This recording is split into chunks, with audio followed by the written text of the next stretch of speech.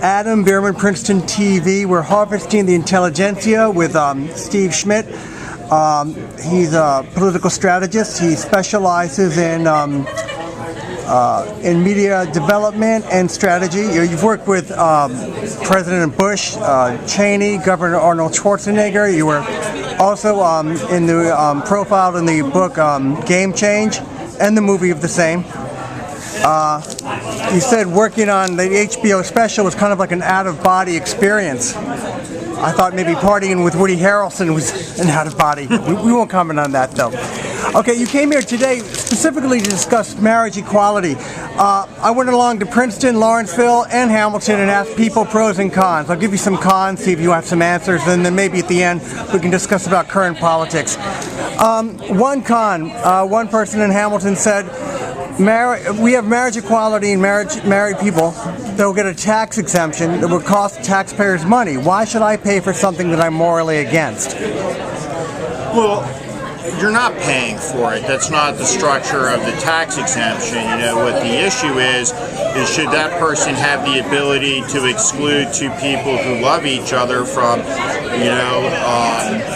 committing to each other in a civil marriage and receiving the tax benefit. I mean, many of these states, the premise was always that civil unions were the equivalent of that marriage, but by another name. With the striking down of D.O.M.A, this becomes a real issue with regard to the ability to take full advantage of the tax benefits that come with being married. It's also important as an economic competitiveness issue. If you're a business and you have a choice between moving into a state that has marriage equality or not, what state will your gay employees want to work in and live in? And at the end of the day, does that business make decisions about where to locate on the basis of these issues? And I think the answer to that is clearly yes. That's why the business community, for example, in Indiana, is so engaged in the fight to prevent Indiana from rolling back and introducing a constitutional amendment into the Indiana Constitution that would codify marriage between a man and a woman, because the business community understands that when Indiana does that, it means it makes it much more difficult to recruit big businesses into the state, which of course compresses, not expands the tax base. You're saying at the end, pragmatism will trump ideology in a lot of cases, business pragmatism. Absolutely.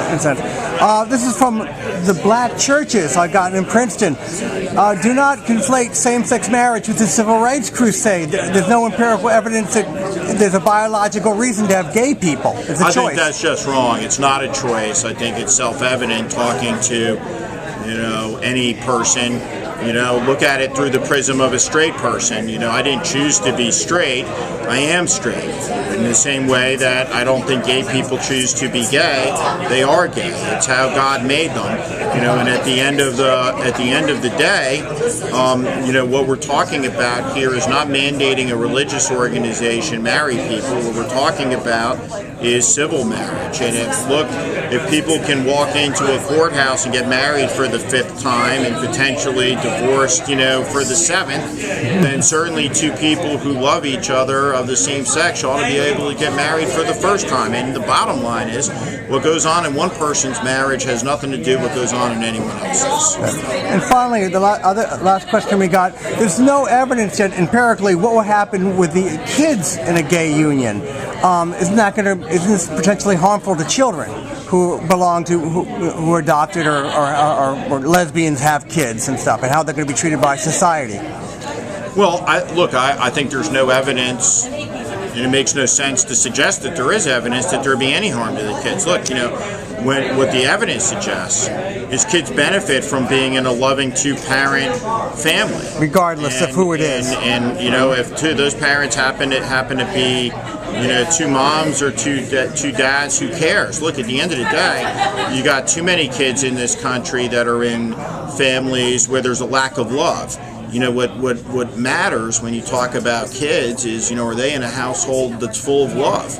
And if they're in a household full of love, those kids are going to do well. They have a foundation, and if they're in a household where love is absent, then those kids are going to have problems. And so two committed people, who are in love and raising a family in love, those kids are going to do great. And final question, I know you got to go. He's got to, we got to.